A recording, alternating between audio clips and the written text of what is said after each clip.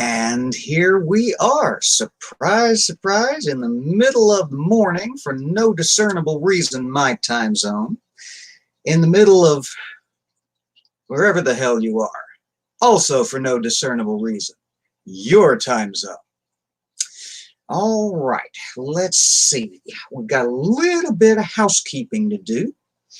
Nobody's found me yet, but I saw the Discord notification go out on my handy dandy spare no expense second screen. Let's see, what was I saying? Housekeeping. Also, more coffee, because Mr. Junk Shop has not had enough coffee today. Good morning, Dave. Dave lives online. Dave is actually a daemon. He does not actually exist in the real world. He is an online-only denizen. All right. Let's see what's going on. We will be doing the last two chapters of Judges today, and depending on, hey Angie, welcome, welcome. And depending on how well things go, we may or may not plunge into the great and terrible book of Ruth. Always a fun time.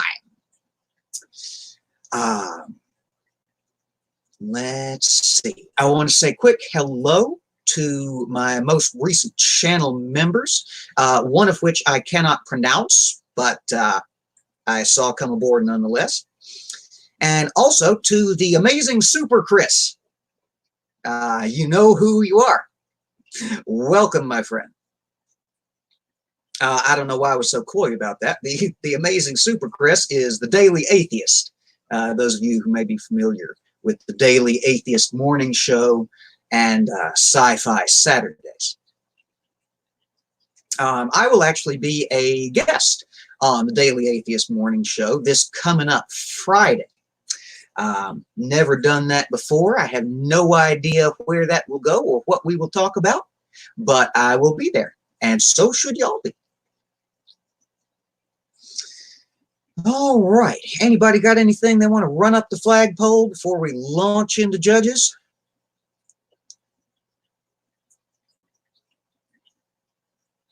I'm just going to wait a second to let the chat catch up because I know I've got a lag on my end. There's always something going on my end. If it ain't the camera, it's the mic. If it ain't the mic, it's the stream. If it ain't the stream, it's me not being able to do what's perfectly simple and right in front of my damn face.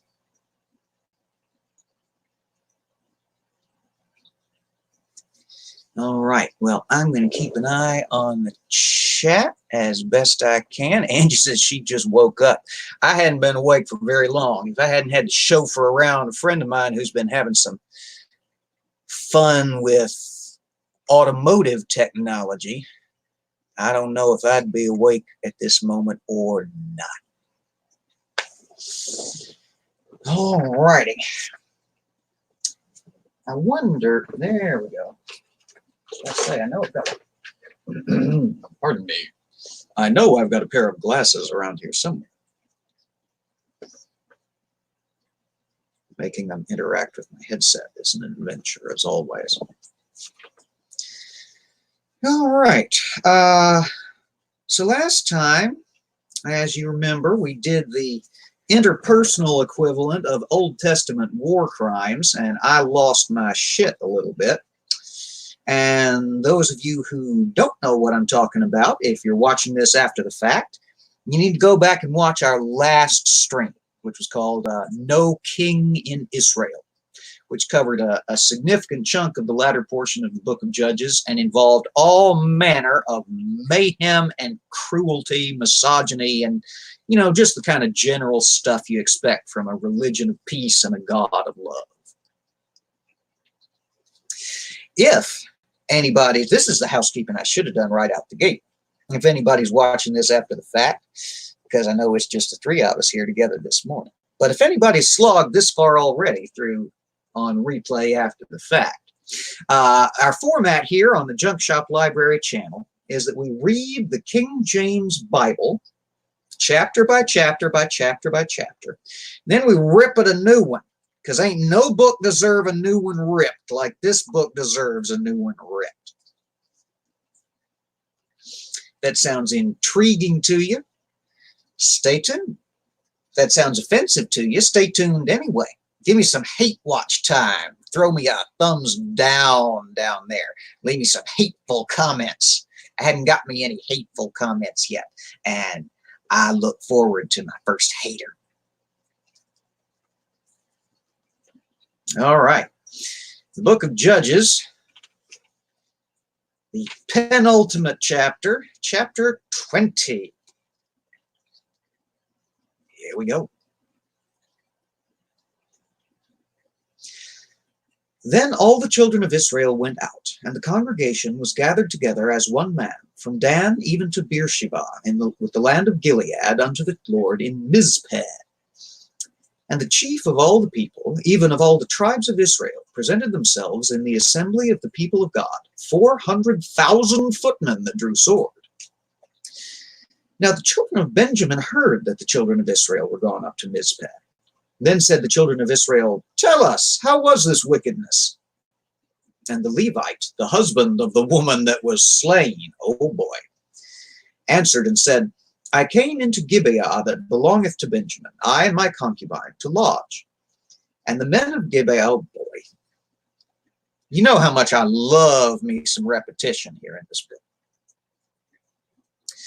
And the men of Gibeah rose against me, and beset the house round about upon me by night, and thought to have slain me, and my concubine they have forced that she is dead. And I took my concubine, and cut her in pieces, and sent her throughout all the country of the inheritance of Israel, for they have committed lewdness and folly in Israel. Behold, ye are all children of Israel, give here your advice and counsel. And all the people rose as one man, saying, We will not any of us go to his tent, neither will we any of us turn into his house.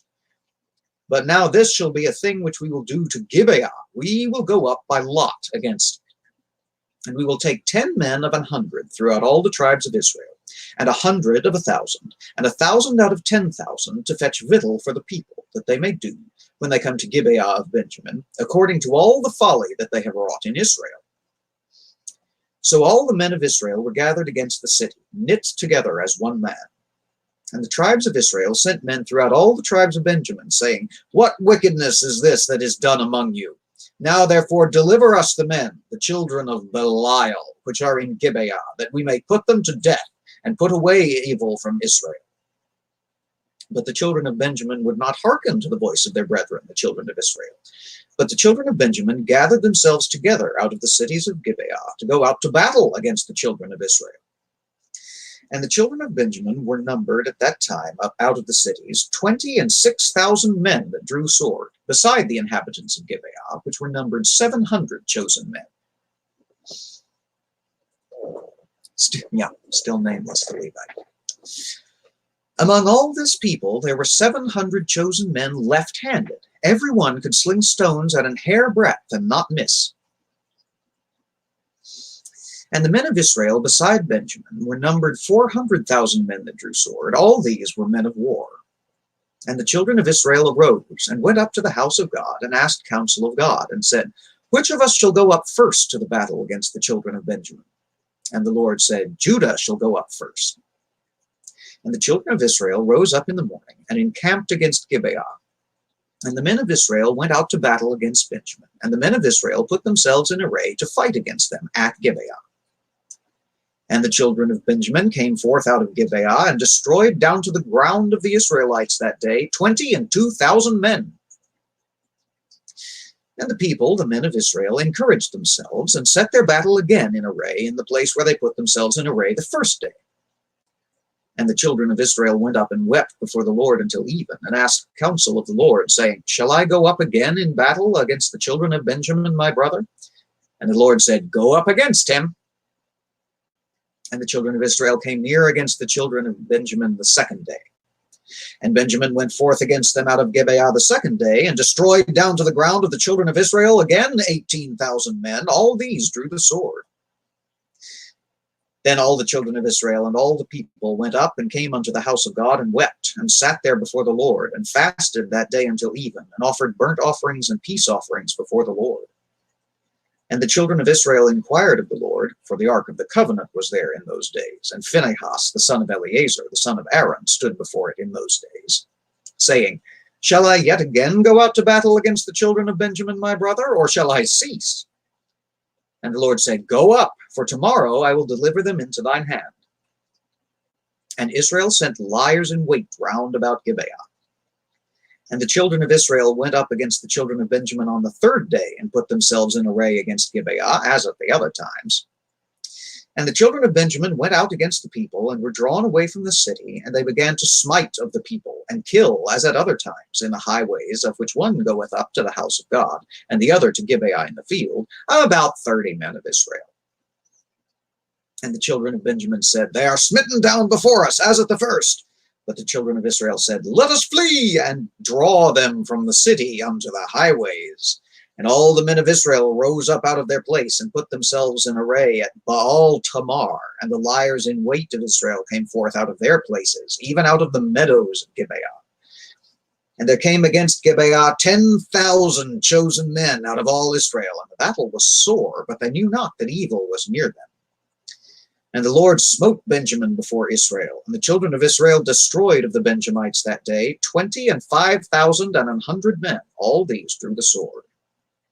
So the children of Benjamin saw that they were smitten, for the men of Israel gave place to the Benjamites, because they trusted unto the liers in wait, which they had set beside Gibeah. And the liers in wait hasted and rushed upon Gibeah, and the liers in wait drew themselves along, and smote all the city with the edge of the sword. Now there was an appointed sign between the men of Israel and the liers in wait, that they should make a great flame with smoke rise up out of the city. And when the men of Israel retired in the battle, Benjamin began to smite and kill of the men of Israel about 30 persons. For they said, Surely they are smitten down before us, as in the first battle. But when the flame began to arise up out of the city with a pillar of smoke, the Benjamites looked behind them, and behold, the flame of the city ascended up to heaven. And when the men of Israel turned again, the men of Benjamin were amazed, for they saw that evil was come upon them.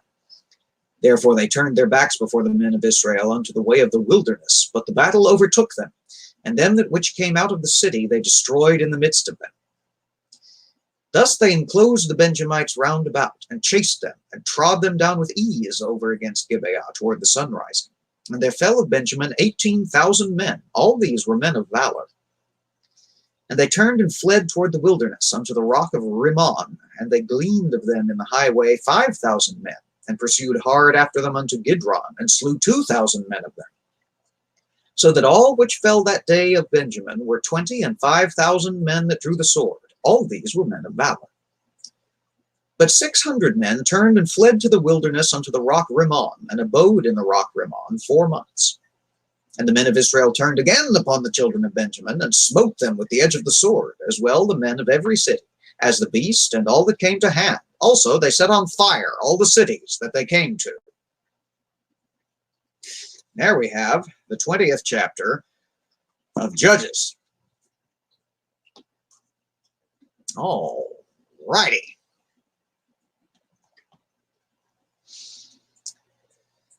So,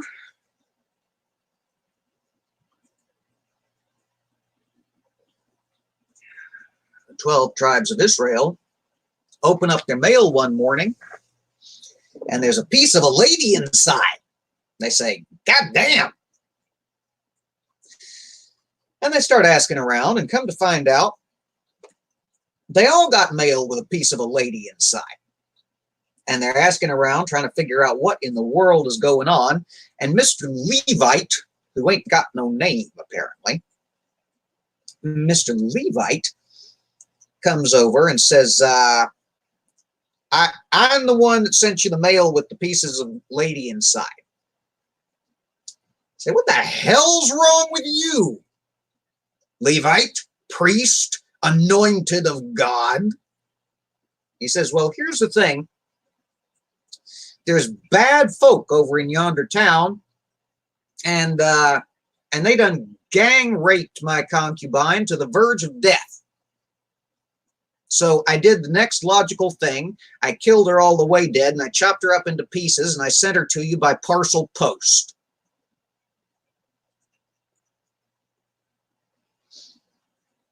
And the many tribes of Israel say, okay, that tracks. I see what you did there. Makes perfect goddamn sense. Seriously.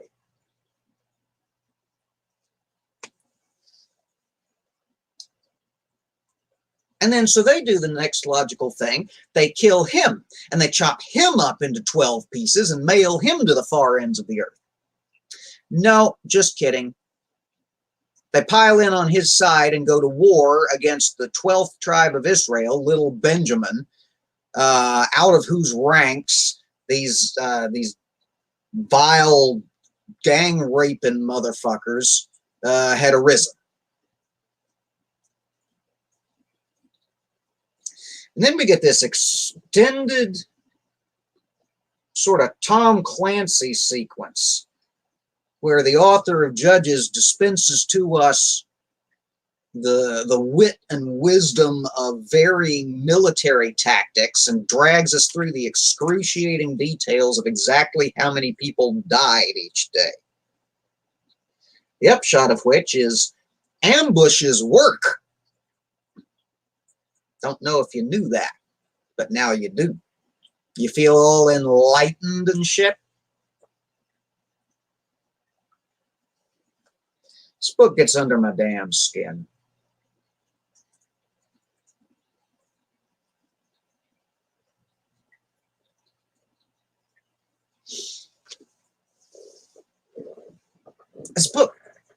This chapter showcases quite well one of the many moral and philosophical issues with which this book is absolutely bedeviled, which is that it has no sense of proportion. You got, I mean, of course, the main issue of proportion and the most toxic thing to come out of this book is the doctrine of original sin, of course, where it is conceivable for two people to fuck up so bad that their entire bloodline through till the heat death of the universe is cursed as a result of them eating the wrong vegetable.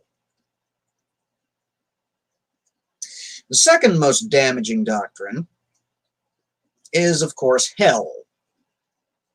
And I'm sure you've all heard me rant about hell from time to time. The concept of infinite punishment for finite crime is inherently immoral, not to mention just bad math.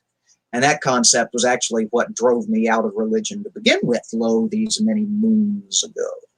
Junk shop trivia there for you.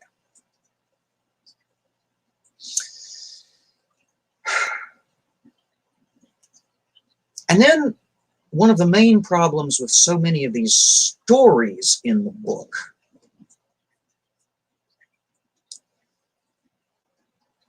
though it might be a stretch to argue that anyone draws inspiration from it today, but just in terms of the text, one of the major problems that I have with this book is all of these incredibly disproportionate acts of retribution. I mean, they massacred an entire tribe because some of the men out of this one shit town did something abominable.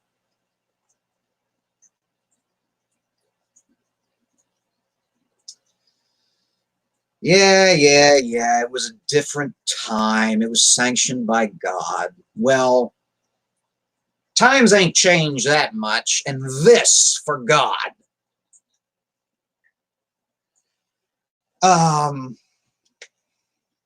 Yeah, this channel is absolutely not for children. Just for clarity, in case that didn't clue you in when I said I was going to be reading the Bible Anybody who thinks the Bible is a good book for children hadn't read the fucking thing. Demonetized. As if. All right. Angie says she's bad at math. Yeah, me too. But I'm good enough at math to be able to tell the difference between infinity and not infinity. God damn it. Let's see here.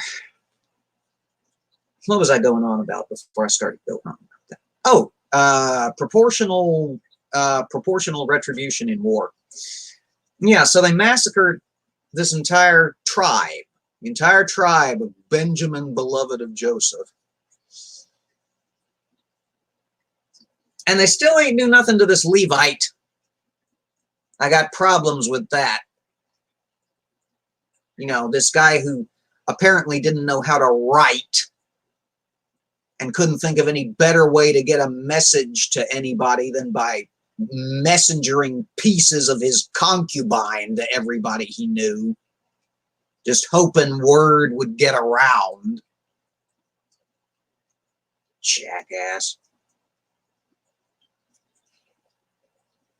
The misogyny of this book gets under my skin too, among many, many other things. There's a reason why the introductory video to my channel is that one from back in Leviticus or whatever it is, where my title was God is a Disgusting Misogynist, and I can prove it. I don't want anybody coming into this channel with the wrong idea of what we may be doing. Yeah. It's, yeah.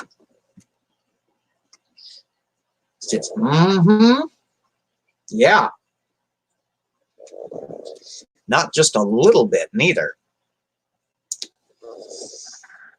All right. What do you think? 21? We about beating the dead horse of 20. I don't have any great need to go into the numbers of men who fell and the intricate details of plains-based ambush warfare. I mean, it all boils down to, you know, you'll eventually prevail with God on your side, even if he does let a shit ton of you get massacred first. You caught that, I know. The first 2 days of this 3-day campaign, the Benjamites come out completely victorious, and the dead Israelites are stacked up like fucking cordwood. All right. We're going to keep on rolling. We are going to go into, I was actually prepared for once, Judges 21. See that? See that technological magic on display there? Look at me go. I got science. Apparently God likes the trouble. Yeah, Angie says. I feel like Kilroy. Yeah, God likes the troublemakers and the butchers and the massacrers, the people who do massacres and the war criminals. And if he decides that you're not enough of a troublemaker or massacrer or war criminal, war crime doing person, he'll come out and tell you you need to be better at it.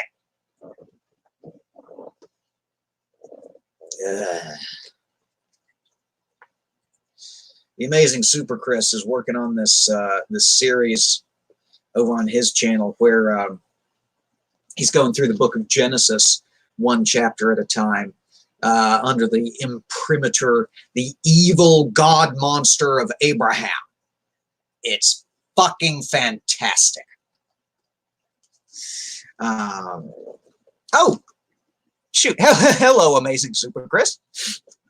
I did not see that you were there when I was plugging. All right. We go now to chapter 21, the final chapter of the book of Judges. I got absolutely no idea what's coming up. This is where the improv hits us in Improv Bible Study.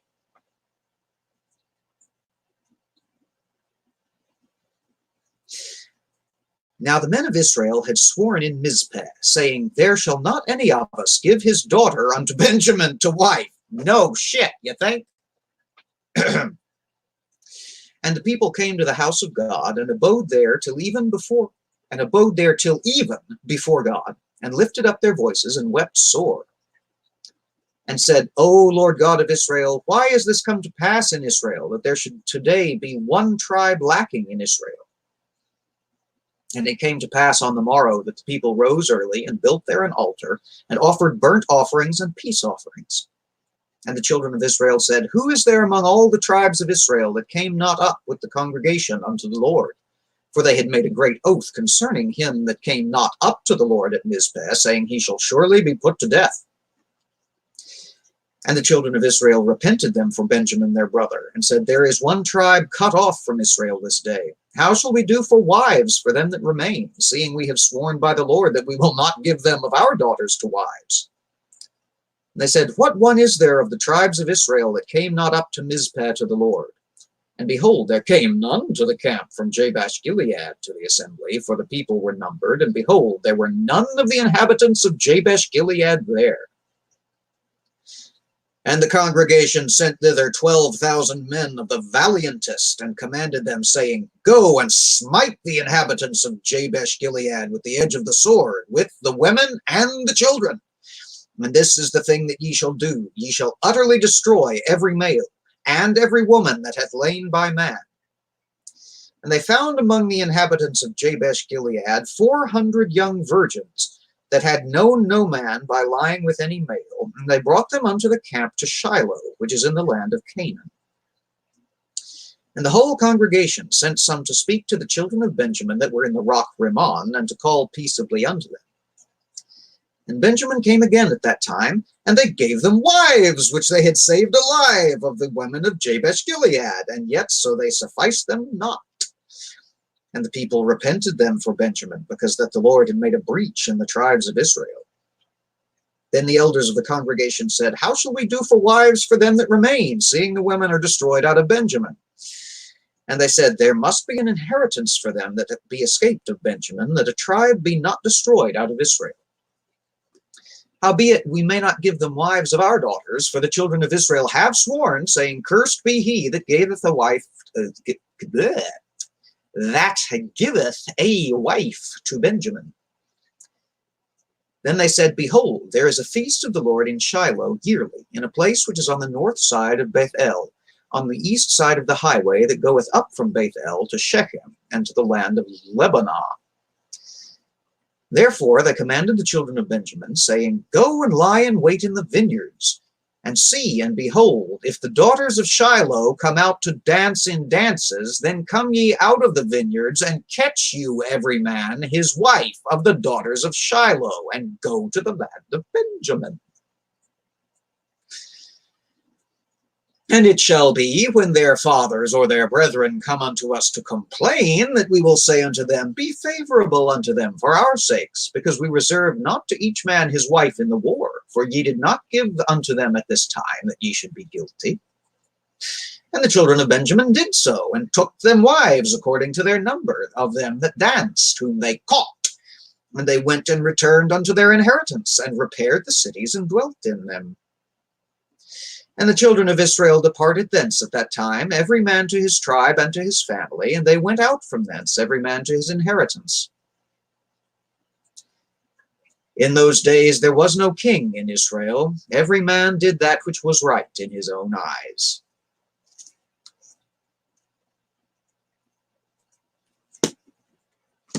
So much for Judges.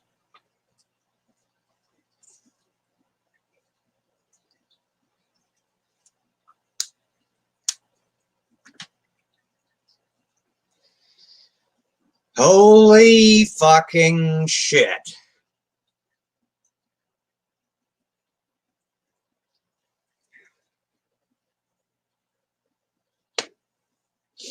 They ain't teach this story in my Sunday school class. How about y'all?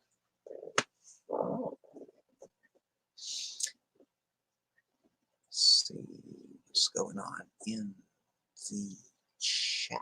Ooh, there's conversations happening in the chat. I love it.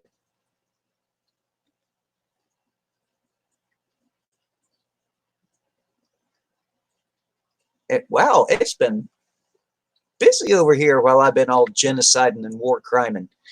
Let's see, we got Molly Grew.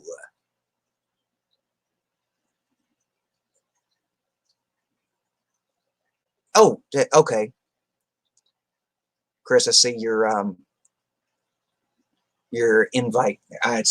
That might be some of what all my phone was blowing up about a second ago. I've got everything muted, but I keep seeing light out of the corner of my eye. I should turn that over so that I'm not distracted by light. Tomorrow, let's see, tomorrow is Wednesday. I should be available. I am honored. Molly is Julie. Yes, Molly is Julie. We found out today. Let's see. Everybody's catching up on who's who. I do not. You know what, Dave? I don't have any mods. I don't know if I can do. I can't do that through StreamYard. I can put you in timeout or block you, but I can't upgrade your status, it doesn't look like. I'll have to do that. That's definitely... I hadn't had any mods because I've never had enough people in a chat to need one. It's usually me, Dave, sometimes Nerdy, Angie, all those troublemakers that are so busy spamming the chat with irrelevant crap. You see why I need the mods so bad. Yeah, give Dave a spanner. Molly says, I'd love to. I just said that. You were here. You heard me. Sorry, I'm catching up in the chat.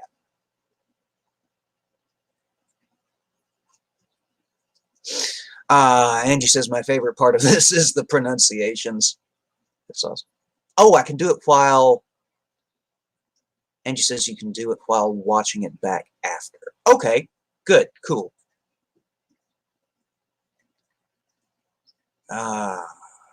Chris says 6 a.m. Mountain. And he says, okay, works for me. Let's see.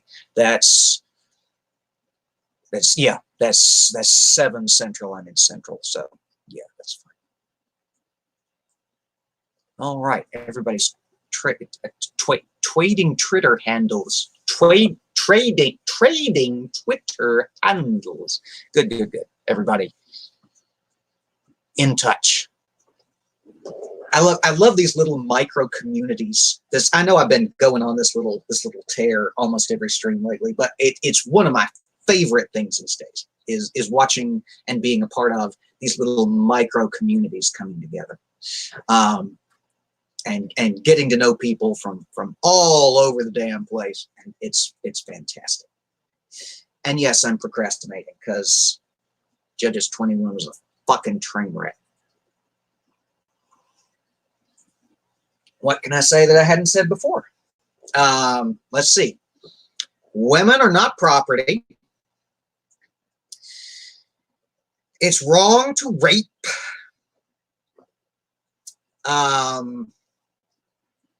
God is an asshole.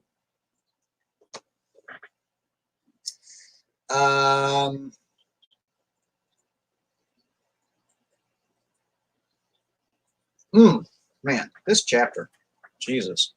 No wonder they didn't teach us shit in grammar school, Sunday school. There wouldn't have been anybody coming back at the end of the month, let alone at the end of the school year or the semester or whatever the hell.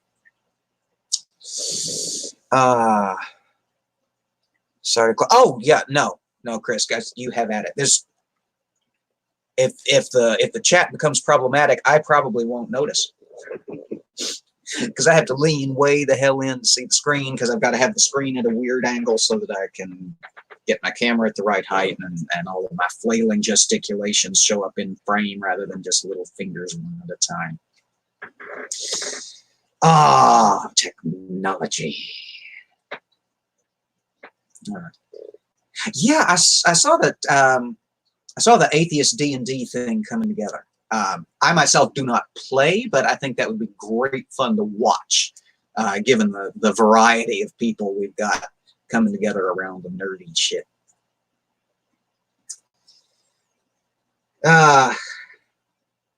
Let's see. I mean, for 21 to have been as fucking horrific as it was, I don't really have anything to say about it. I mean, it's just more war crimes and rape.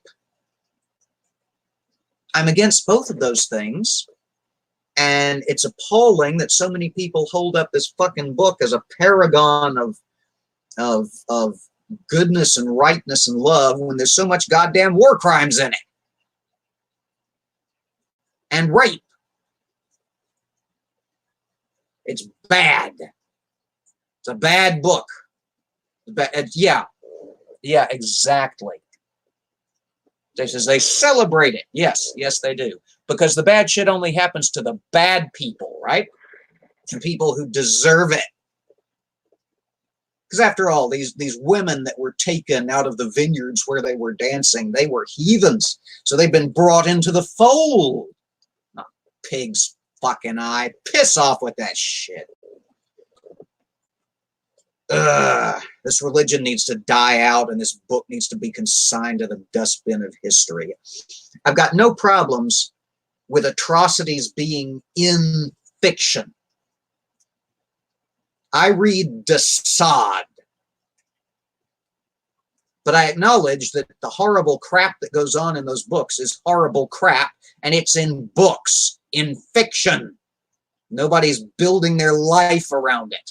That's the problem I have with this book. Primarily, firstly, foremostly, and above all, first and last and always. People build their lives around this book, and they don't stop to actually fucking read it. They read the little children's cartoon version of it and whatever's been cherry-picked for them that day, and they just conveniently ignore all of the horrible stuff unless it's something they're actively, as Dave said, actively celebrating. Y'all pardon me, it's allergy season and my nose itcheth.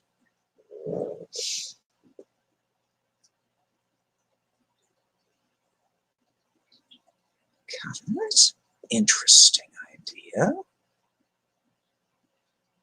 I don't know who you are, but welcome, my friend. Loving the Majora's Mask avatar. Spirit is with us. I disagree. I don't believe in spirits.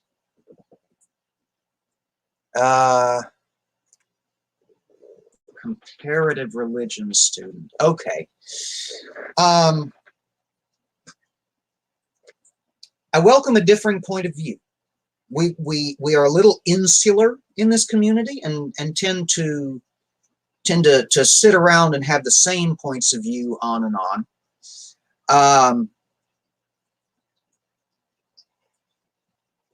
I don't know when you joined.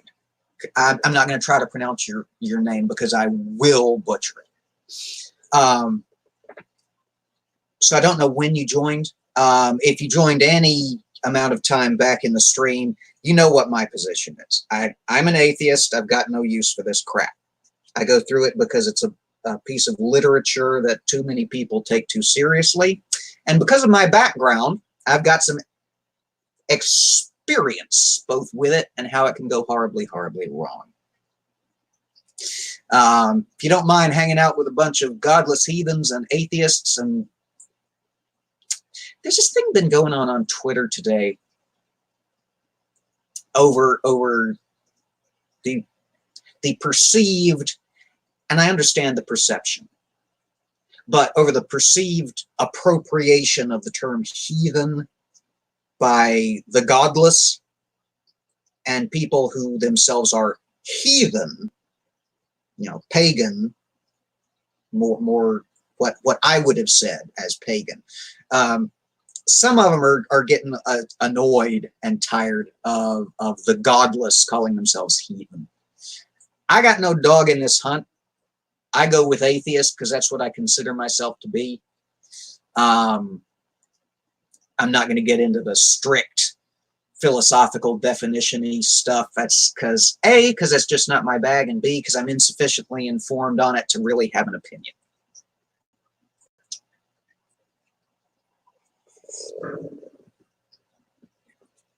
Let's see.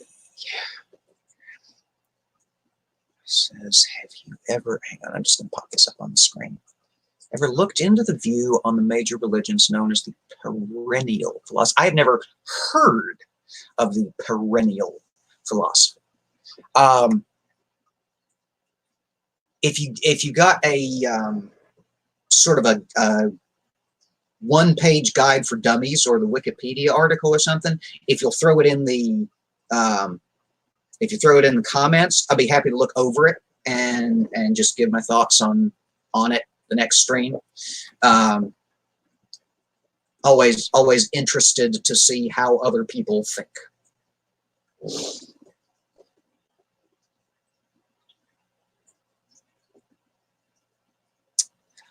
All right. Well, play nice in the chat.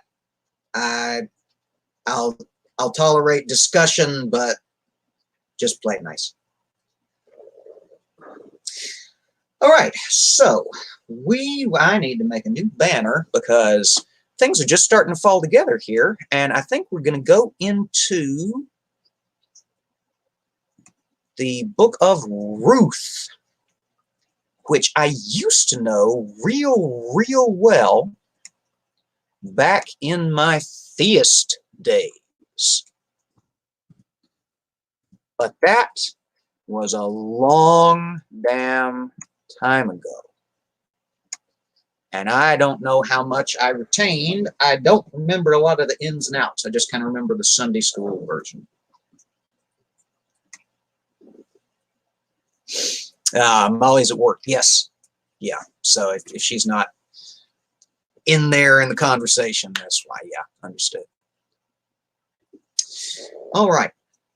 One moment. Pardon me. I'm almost over a fairly massive upper respiratory bug. That's one reason I haven't had a video out in a while. Because nobody wants to tune in just to see me cough myself hoarse for an hour. All righty. So, Ruth, which if memory serves is a fairly brief book. Heck, it's just 4 chapters. Who knows? We might get all the way through it today. I don't know. See how much interest there is. Yeah. You are not the first person, nor I suspect will you be the last to voice that sentiment. Molly says the Book of Ruth used to make me cry at weddings, and now it feels super weird. That's because it is super weird. All right, so Ruth 1.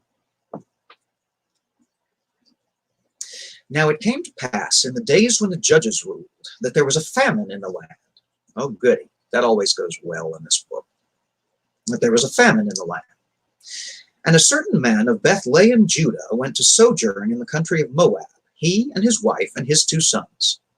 And the name of the man was Elimelech, and the name of his wife Naomi, and the name of his 2 sons Mahlon and Chilion, Ephrathites of Bethlehem, Judah.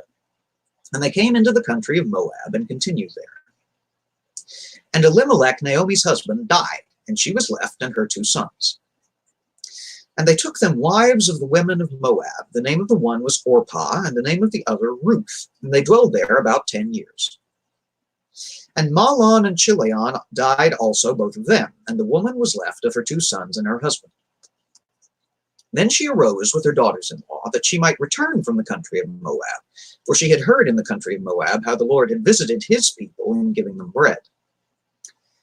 Wherefore she went forth out of the place where she was, and her 2 daughters-in-law with her, and they went on to the way to return unto the land of Judah. And Naomi said unto her 2 daughters-in-law, Go, return each to her mother's house. The Lord deal kindly with you, as ye have dealt with the dead and with me. The Lord grant you that ye may find rest, each of you in the house of her husband. Then she kissed them, and they lifted up their voice and wept. And they said unto her, Surely we will return with thee unto thy people. And Naomi said, "Turn again, my daughters. Why will ye go with me? Are there yet any more sons in my womb, that they may be your husbands? Turn again, my daughters. Go your way, for I am too old to have an husband. If I should say, I have hope, if I should have an husband also tonight, and should also bear sons, would ye tarry for them till they were grown? Would you stay for them from having husbands? Nay, my daughters, for it grieveth me much for your sakes that the hand of the Lord is gone out against me."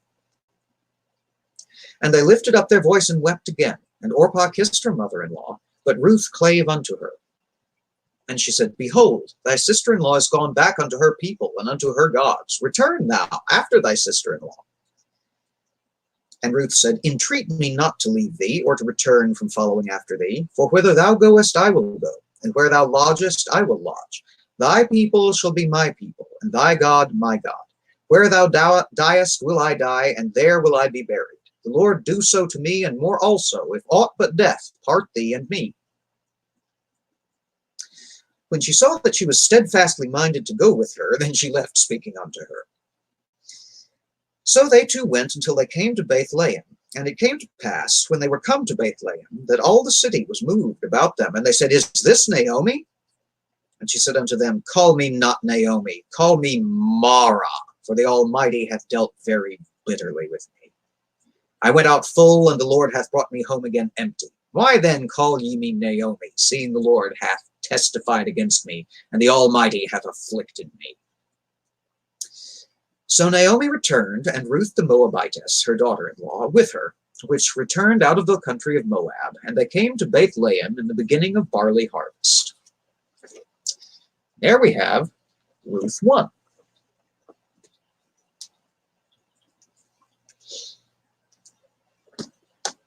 In which for an entire family to die, almost nothing happens.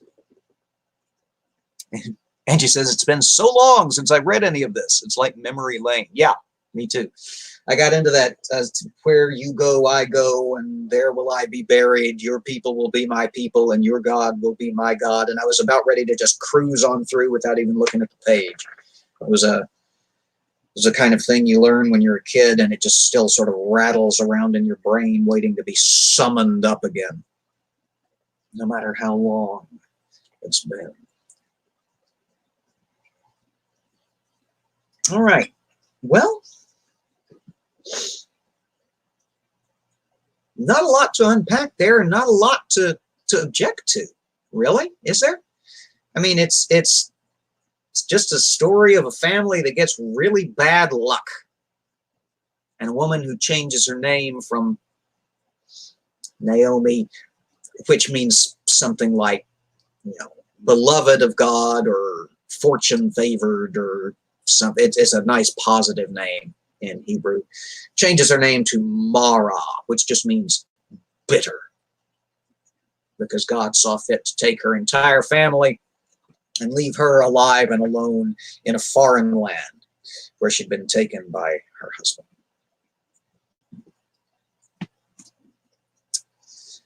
And anyway, so there's famine. Ain't no bread.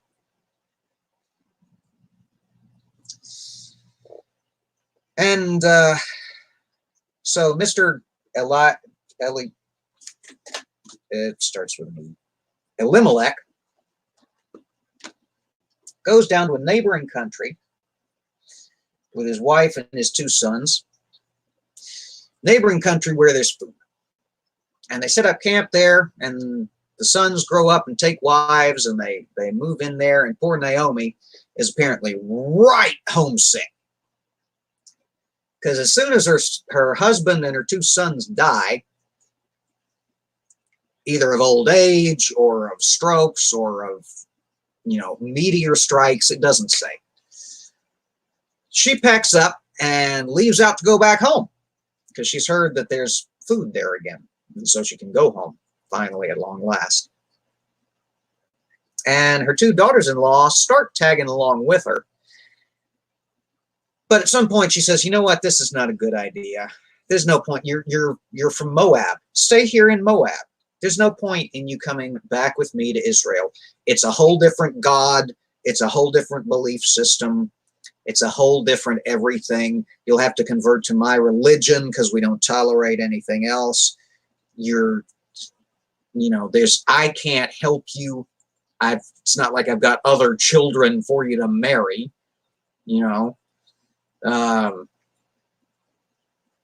and so the one of them sees the sense in that and kisses her goodbye and goes back to her own people. And far as we can tell so far in the book, that's the last we hear of Orpah. But Ruth is a little more invested. Ruth decides to stay with Naomi. She's not having any of this go back home stuff. She says, convert to your God? Okay, I'm fine with that. Live where you live? Okay, fine, I'm fine with that. I'm coming with you, damn it. I like you and I'm staying with you. I'm not going back to Moab. I'm coming with you. And Naomi, who's apparently known Miss Ruth long enough to know that when she puts her mind to something, she sticks with it, throws up her hands, says, all right, fine, you're coming with me. We're going back to my old hometown. They get back to her old hometown, and everybody says, holy crap, look who it is. It's you, isn't it? It's Naomi. We hadn't seen you in an age. She says, I've had a run of bad luck, y'all. My husband's dead. My sons are dead. All I've got in this world is this clingy-ass daughter-in-law. Call me the bitter one. And so they do. And they all lived happily ever after. Alrighty.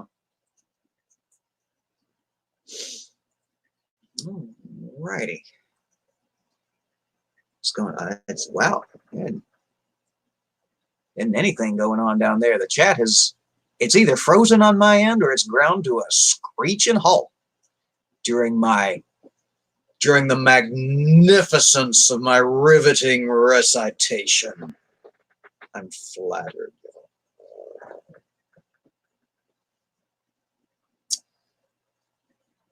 Well, we've been closing in on an hour, but we still got 4 people watching.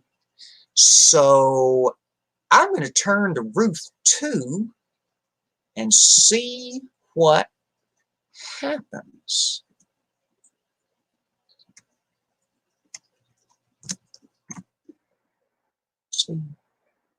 Show.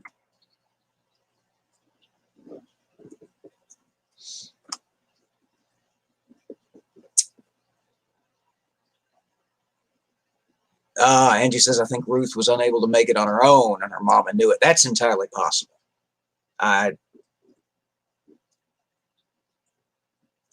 That's entirely possible. That's an entirely different character than the character I was drawing out in my head. Interesting, differing interpretations even among the godless without the gate. I love it. I love it. Molly says, can you see this? Not only can I see it, I shall show it. And Chris says he's listening while working on tomorrow's show. Good. Good. Okay. Well, my people, I think Molly said, yep, Molly, I think you're right. If it's the part I'm thinking of. Let's find out then, shall we? Building a description of the show and the thumbnail. I admire people whose thumbnails are good. I just go with the randomly generated ones.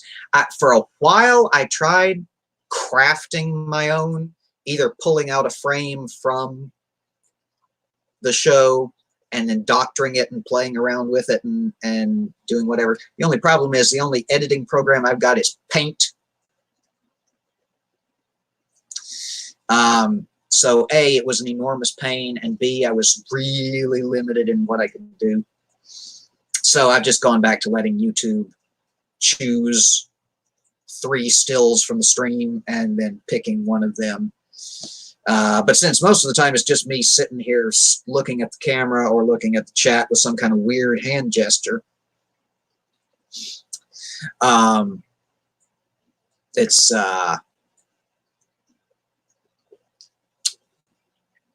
that all the thumbnails kind of tend to look the same. I see that. I see the chat blurring by. There's folks talking. I love it.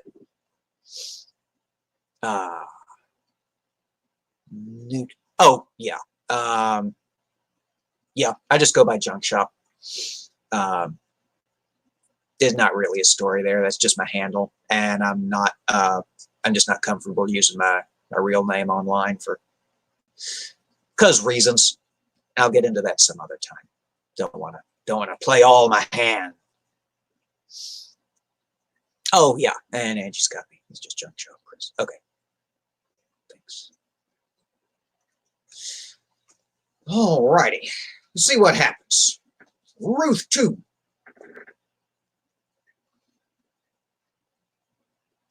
And Naomi had a kinsman of her husband's, a mighty man of wealth, of the family of Elimelech, and his name was Boaz.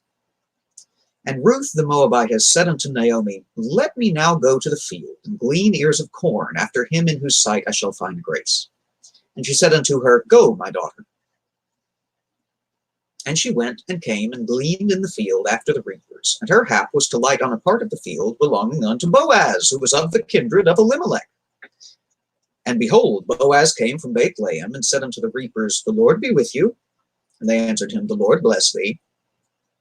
Then said Boaz unto his servant that was set over the reapers, Whose damsel is this? And the servant that was set over the reapers answered and said, It is the Moabitish damsel that came back with Naomi out of the country of Moab. And she said, I pray you, let me glean and gather after the reapers among the sheaves. So she came, and hath continued even from the morning until now, that she tarried a little in the house. Then said Boaz unto Ruth, Hearest thou not, my daughter? Go not to glean in another field, nor go from hence, but abide here, fast by my maidens. Let thine eyes be on the field that they do reap, and go thou after them. Have I not charged the young men that they shall not touch thee? And when thou art athirst, go unto the vessels, and drink of that which the young men have drawn. Then she fell on her face, and bowed herself to the ground, and said unto him, Why have I found grace in thine eyes, that thou shouldest take knowledge of me, seeing I am a stranger? And Boaz answered and said unto her, It hath fully been shewed me, all that thou hast done unto thy mother-in-law since the death of thine husband, and how thou hast left thy father and thy mother, and the land of thy nativity, and art come unto a people that thou knewest not heretofore. The Lord recompense thy work, and a full reward he given thee of the Lord God of Israel, under whose wings thou art come to trust. Then she said, Let me find favor in thy sight, my Lord, for that thou hast comforted me, and for that thou hast spoken friendly unto thine handmaiden, though I be not like unto one of thine handmaidens. And Boaz said unto her, At mealtime come thou hither, and eat of the bread, and dip thy morsel in the vinegar. And she sat beside the reapers, and he reached her parched corn, and she did eat, and was sufficed, and left. And when she was risen up to glean, Boaz commanded his young men, saying, Let her glean even among the sheaves, and reproach her not. And let fall also some of the handfuls of purpose for her, and leave them, that she may glean them, and rebuke her not. So she gleaned in the field until even, and beat out that she had gleaned, and it was about an ephah of barley. And she took it up, and went into the city, and her mother-in-law saw what she had gleaned, and she brought forth, and gave to her that she had reserved, after she was... Let me try that one again. Her mother-in-law saw what she had gleaned, and she brought forth and gave to her what she had reserved after she was sufficed. And her mother-in-law said unto her, Where hast thou gleaned today, and where wroughtest thou? Blessed be he that did take knowledge of thee. And she shewed her mother-in-law with whom she had wrought, saying, The man's name with whom I wrought today is Boaz. And Naomi said unto her mother-in-law, unto her daughter-in-law rather, I can read, I promise. And Naomi said unto her daughter-in-law, Blessed be he of the Lord, who hath not left off his kindness to the living and to the dead. And Naomi said unto her, The man is near of kin unto us, and one of our next kinsmen. And Ruth the Moabitess said, he said unto me also, thou shalt keep fast by my young men until they have ended all my harvest. And Naomi said unto Ruth, her daughter-in-law, it is good, my daughter, that thou goest out with his maidens, that they meet thee not in any other field. So she kept fast by the maidens of Boaz to glean unto the end of barley harvest and of wheat harvest, and dwelt with her mother-in-law. And there we have the second chapter of Ruth.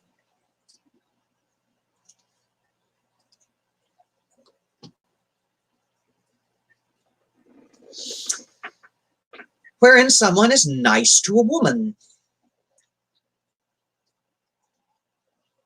Be still, my beaten heart.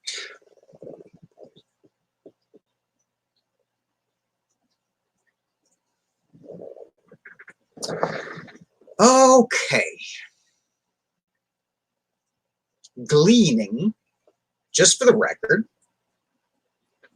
is not only sanctioned but decreed by the God of the Old Testament. It was explicitly stated in one of the many, many, many ticky little laws early back in, Leviticus or Numbers or some shit, that when you go through and you harvest your crops, you're only allowed to go over it one time.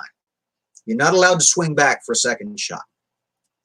Explicitly because the widow and the orphan and the alien within your gates are to glean, to go through behind the professional reapers and the people whose land it actually is, and gather up what they find that's left over, that was missed the first time around, that fell on the floor, what have you, so that the widow and orphan and alien within my gates shall have something to eat. Not overly concerned with the plight of the least of these, this book, but every once in a while, something at least comes along that acknowledges that they're, human.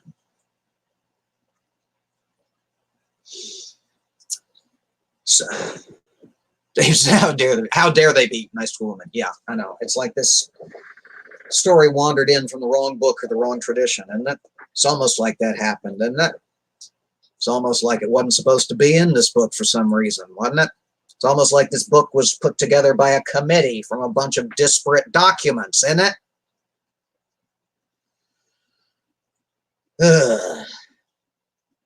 Now, why does Ruth catch Mr. Boaz's eye? Other than the fact that she's strange. That's the only thing I can think, really. She is new to the scene. I'm sorry, I'm thinking out loud here. I can't plot my response and read out loud at the same time, so I'm just feeding back through my head. Okay, so she's new to the scene. He turns to his reapers and says, says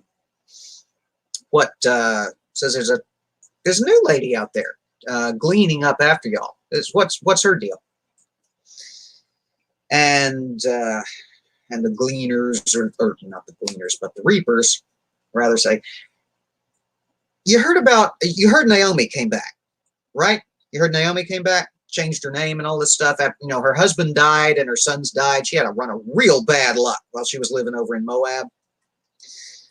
Well, one of her new daughters-in-law came back with her, and that's her. Boaz says, Cousin Naomi. Of course, she came back. I heard tell that Cousin Naomi brought back a Moabitish woman with her. You know what? When y'all take lunch, tell her to come in and break for lunch with y'all. Cousin Naomi's daughter-in-law. Tell her to come and break for lunch when y'all do.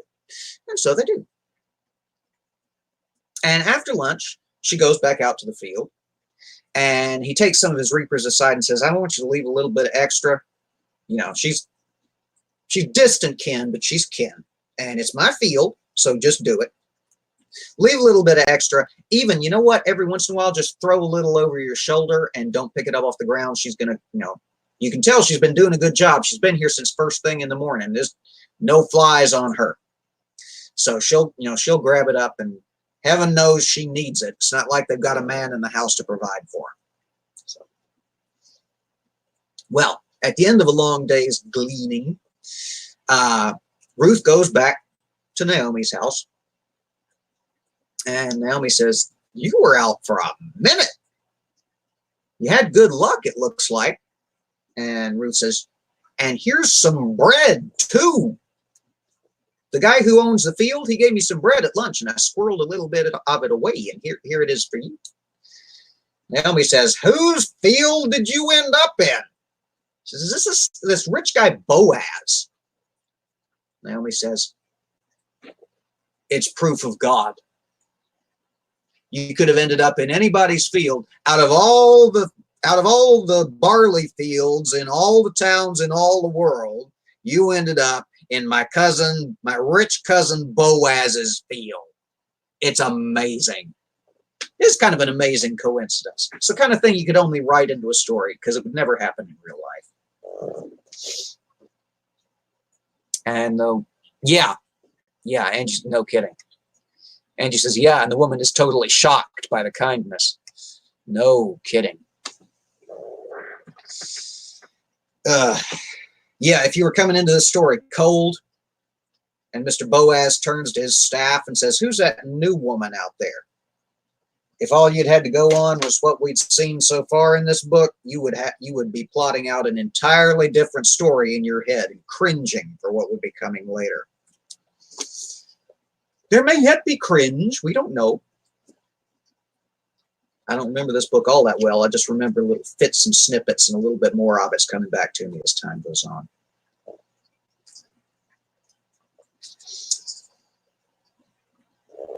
Alrighty. Nope, that's where we are. Banners. It's fascinating to watch me stare into space and talk out loud to myself. I know. Just riveting television is what this is. All right, we're going to go through. At this point, honestly, I'm planning on plowing through the rest of that. Could have been phrased better. I'm planning on reading the entirety of the book of Ruth at this point because it's just 2 more chapters. And it seems silly to leave 1 or 2 chapters of a 4-chapter book just flapping in the wind, waiting for me to get back to it. And she says, there's still lots of cringe left. Oh, buddy. Yeah, there is. Where's that? All right. Ruth, 3rd chapter. Then Naomi, her mother-in-law, said unto her, my daughter, shall I not seek rest for thee, that it may be well with thee? And now is not Boaz of our kindred, with whose maidens thou wast? Behold, he winnoweth barley tonight in the threshing floor. Wash thyself, therefore, and anoint thee, and put thy raiment upon thee, and get thee down to the floor, but make not thyself known unto the man, until he shall have done eating and drinking. And it shall be, when he lieth down, that thou shalt mark the place where he shall lie. And thou shalt go in and uncover his feet, and lay thee down, and he will tell thee what thou shalt do. And she said unto her, all that thou sayest unto me I will do. And she went down unto the floor, and did according to all that her mother-in-law bade her. And when Boaz had eaten and drunk, and his heart was merry, he went to lie down at the end of the heap of corn. And she came softly, and uncovered his feet, and laid her down. And it came to pass at midnight that the man was afraid, and turned himself, and behold, a woman lay at his feet. He said, who art thou? And she answered, I am Ruth, thine handmaid. Spread therefore thy skirt over thine handmaiden, for thou art near a kinsman. And he said, blessed be thou of the Lord, my daughter, for thou hast shewed more kindness in the latter end than at the beginning, inasmuch as thou followest not young men, whether poor or rich. And now, my daughter, fear not. I will do to thee all that thou requirest, for all the city of my people doth know that thou art a virtuous woman. And now it is true that I am thy near kinsman, howbeit there is a kinsman nearer than I. Tarry this night, and it shall be in the morning, that if he will perform unto thee the part of a kinsman, well, let him do the kinsman's part. But if he will not do the part of a kinsman of thee, then will I do the part of a kinsman to thee, as the Lord liveth. Lie down until the morning. And she lay at his feet until the morning, and she rose up before one could know another. And he said, let it not be known that a woman came onto the floor. Also, he said, bring the veil that thou hast upon thee, and hold it. And when she held it, he measured 6 measures of barley, and laid it on her, and she went into the city.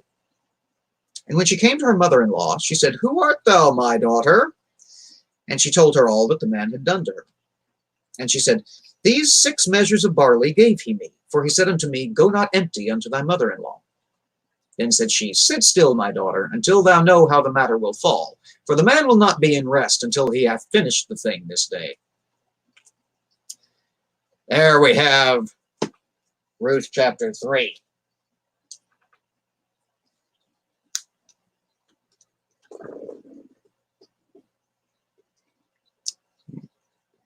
Angie, well, Angie says she can see Spencer in the tank. It kind of looks like it, but that's actually a plant. This tank is actually completely empty right now. The pH, I just tested it the other day, and the pH is way too high. I've got to drag the pH down to livable levels before anything else goes in there. Spencer's actually in a much, much bigger tank downstairs. Okay, so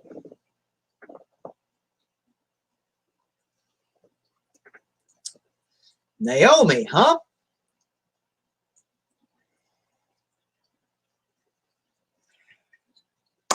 All right. So Naomi turns to Ruth one day and says, You should probably get hitched again, yeah? And Ruth says, eh.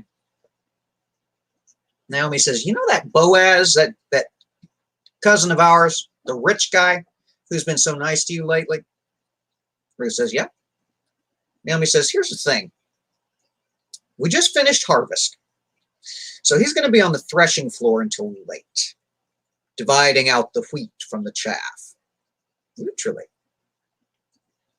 So what I want you to do is go up to Mr. Boaz's barn and sneak in all creepsy and tricksy and hide. And wait till he goes to sleep. And then uncover his feet and lie down and go to sleep yourself. And Ruth says, This sounds like a good idea.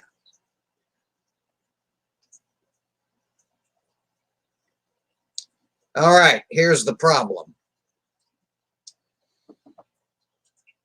The word in this passage translated feet into the English of 1611 is a euphemism in ancient Hebrew. It's a euphemism for the down there parts, the family jewels, the genitalia. So, what Naomi actually does is turns to her daughter-in-law and says, I want you to hide until he falls asleep, distant cousin Boaz. And then I want you to come sneaking out, make sure you don't wake him up, take off his pants, and lie down next to him, and he'll do right by you. And Ruth says, Okay, that sounds like a plan. Unorthodox way to get a husband, but it sounds like a plan to me. So, Ruth sneaks into old man Boaz's barn and hides. And after a long day's threshing, he eats and drinks, makes his heart merry, and passes out. She comes sneaking over and pulls up his robe so that his feet are exposed, and lies down and goes to sleep. Old man Boaz has a nightmare and wakes up in the middle of the night, and he ain't alone no more. There's a woman there. And a woman he doesn't recognize, at least not in the dark. He says, Who the hell are you? She says, I'm that new girl from Moab. You know, the one who's been gleaning in your field lately? And does not elaborate further. The old man Boaz says, well, at least you weren't running after some rich young thing or some poor young thing. I'm way the heck older than you. And for some reason, you done took up with me. Here's the thing. Since apparently we slept together in the middle of the night, I must have had a lot more to drink than I thought I did. I've got to make an honest woman out of you. Because you're known around town as the good little widow, and I don't want to ruin your reputation. Here's the thing. There's this one guy that Naomi and me are closer related to. So technically, he gets to marry you. He gets dibs. So I'm going to check in with him. And if he doesn't want you, then I'll marry you and save your reputation. Ruth says, okay. He says, I don't have a basket. Hold out your veil. And he fills it up with barley. Says, here, take this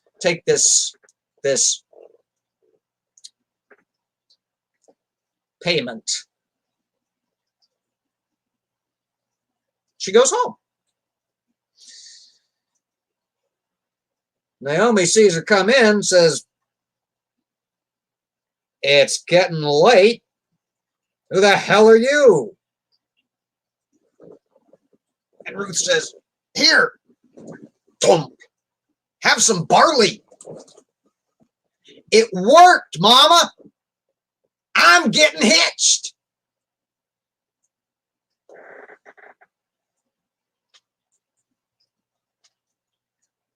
One book of the Bible named after a woman, and it's this crap fest.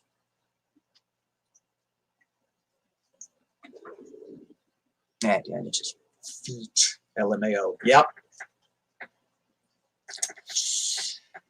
All right. Gee, I wonder what happens next. Not a lot going on in the book of Ruth, is there? Learn old euphemisms for genitalia, and that there's weird marriage customs in Israel, which, gee, never would have guessed that. Thanks for clearing that up. Ruth and Naomi and Elimelech and Orpah and Naomi and Elimelech's two sons whose names I forget.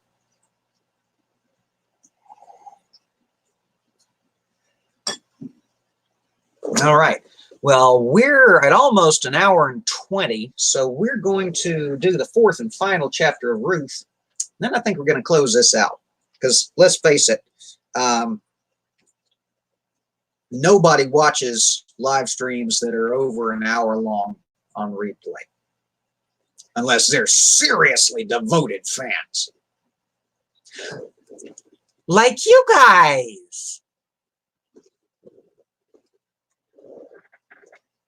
All right, Ruth 4. I should change that banner.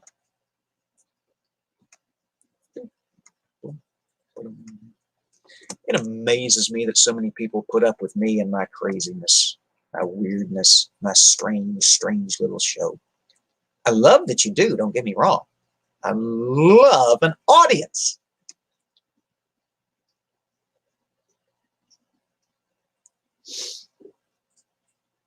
Yeah, exactly. We've already seen. Yes, y'all that are watching right now have. Hello, anybody who watched this all the way through on replay and who is not in the chat. I don't know what I'm doing. Come on. This is all, it's improv. I'm improvising everything. That's exactly why. Yeah, Angie says, weird is good. Well, thank goodness you feel that way. You'd have fled screaming by now if you didn't feel that way. Ah, and Molly's being sweet. It's nice to have fans. I'm devoted to you as well, my dear. All right. Ruth 4. Then went Boaz up to the gate, and sat him down there, and behold, the kinsman of whom Boaz spake came by. unto whom he said, Ho, such a one, turn aside and sit down here. And he turned aside and sat down. And he took 10 men of the elders of the city, and said, Sit ye down here. And they sat down. And he said unto the kinsman, Naomi, that is come again out of the country of Moab, selleth a parcel of land, which was our brother Elimelech's. And I thought to advertise thee, saying, Buy it before the inhabitants, and before the elders of my people. If thou wilt redeem it, redeem it. But if thou wilt not redeem it, then tell me, that I may know. For there is none to redeem it beside thee, and I am after thee. And he said, I will redeem it. Then said Boaz, What day thou buyest of the field of the hand of Naomi, what day thou buyest the field of the hand of Naomi, thou must buy it also of Ruth the Moabitess, the wife of the dead, to raise up the name of the dead upon his inheritance. And the kinsman said, I cannot redeem it for myself, lest I mar mine own inheritance. Redeem thou my right to thyself, for I cannot redeem it. Now this was the manner in former time in Israel concerning redeeming and concerning changing. For to confirm all things, a man plucked off his shoe and gave it to his neighbor, and this was a testimony in Israel. Therefore the kinsman said unto Boaz, Buy it for thee. So he drew off his shoe. And Boaz said unto the elders and unto all the people, Ye are witnesses this day that I have bought all that was Elimelech's, and all that was Chilion and Mahlon's of the hand of Naomi. Moreover, Ruth the Moabitess, the wife of Mahlon, have I purchased to be my wife, to raise up the name of the dead upon his inheritance, that the name of the dead be not cut off from among his brethren and from the gate of his place. Ye are witnesses this day. And all the people that were in the gate and the elders said, We are witnesses. The Lord make the woman that is come into thine house like Rachel and like Leah, which two did build the house of Israel. And do thou worthily in Ephrathah, and be famous in Bethlehem. And let thy house be like the house of Pharez, whom Tamar bore unto Judah, of the seed which the Lord shall give thee of this young woman. So Boaz took Ruth, and she was his wife. And when he went in unto her, the Lord gave her conception, and she bare a son. And the women said unto Naomi, Blessed be the Lord, which hath not left thee this day without a kinsman, that his name may be famous in Israel. And he shall be unto thee a restorer of thy life, and a nourisher of thine old age, for thy daughter-in-law, which loveth thee, which is better to thee than 7 sons, hath borne him. And Naomi took the child, and laid it in her bosom, and became nurse unto it. And the woman her neighbors gave it a name, saying, There is a son born to Naomi, and they called his name Obed. He is the father of Jesse, the father of David. Now these are the generations of Pharez. Pharez begat Hezron, and Hezron begat Ram, and Ram begat Amminadab, and Amminadab begat Nahshon, and Nahshon begat Salmon, and Salmon begat Boaz, and Boaz begat Obed, and Obed begat Jesse, and Jesse begat David. There we have the 4th and final book of Ruth, and finally find out why the hell this weird little story was included.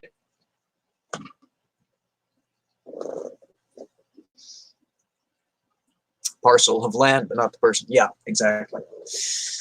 All right, so Boaz tracks down this kinsman of his and Naomi's, and he says, Hey, hang around here for a second. I got to get some witnesses. We got some business to transact.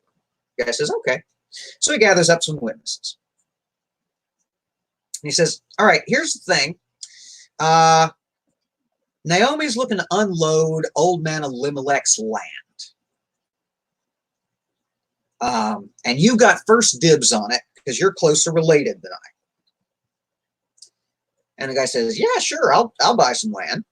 You know, that's always, shoot, where's, let's, you know, I can always use a little more land, a couple more fields, another house, who knows? Boaz says, cool. Just one thing. You gotta take your daughter and watch her. Guy says, I'm sorry, what? Boaz says, well, she's got a daughter-in-law. You got to take her too. The guy says, wait a minute. Old Naomi's? Mara's daughter-in-law? Boy says, yep. Guy goes, she's from Moab. She's a heathen. Alien within our gates. I can't take her to wife. My reputation would never recover. Moabitish woman. Come on. Damn bait and switch. Way to bury the lead. Other metaphors as appropriate. Give me a break. You got my hopes all up and shit. Damn it. I already had plans. I was drawing blueprints up in my head. I thought I was going to plant extra barley and corn and Moabite woman. God damn it. Boaz says, I'll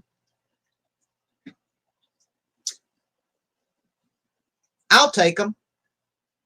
The land and the Moabite woman. I'll take them off your hands. Don't worry about it. It'll be my responsibility. The guy says, oh, heck, sure. Have a shoe.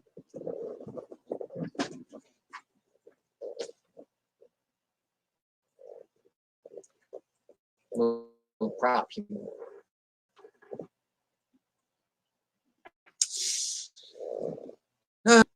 Yeah, exactly. Angie says, Mom's still lactating? Apparently. Yeah, she's too old now. You're right. Riddle me this. Because the reason she sent Orpah home and tried to get Ruth to go home, Naomi did, is because she was too old to be married children. Not to a child like this. Doesn't say, oh no, I've reached the audio out of sync phase and I'm roboting. Well, heck, we made it almost an hour and a half this time without too much technological weirdness. I'm caught up on my end. How are y'all? It's all right. We were going to close out the stream after Ruth anyway. And Ruth 4, not real eventful. All right. Well, if I'm roboting, it's time for me to jump out. It's always good to see everybody. Thank you to anybody who stuck around this far on replay. You are to be commended, my friends. Sorry to be doing this so abruptly. I suddenly feel like if I'm roboting, I'm afraid I'm going to crash and crash hard if I don't go ahead and get out of here. So I'm going to go ahead and get out of here. Hopefully I'm not just talking to myself. Great. Okay. Well, at least we're communicating somehow. Angie says, great time was had by all. Molly says, love y'all. Yeah. Love you too, Molly. All right. We're going to get out of here. Dave, take care. Molly, see you later. Angie, be safe. I don't think Chris is around anymore, but I'll be talking to him tomorrow on the Daily Atheist Morning Show, apparently. My star is rising. I'm so excited. All right. Thanks, everybody. Until next time, as always, take care. Be safe. Stand against hate. Bye now. End broadcast. Yes. Checkbox.